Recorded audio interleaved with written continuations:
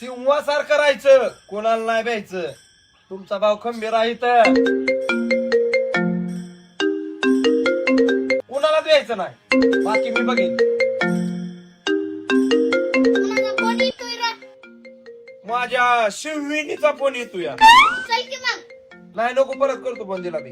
लका तू बी असं झालेला दिसतोय मग. अरे शिव आहे शिव. हॅलो माणसात आहे मी, फोन बिन कर नको. ठेव. शिव आहे मी काय लागा तू बोलतोय लागा मला.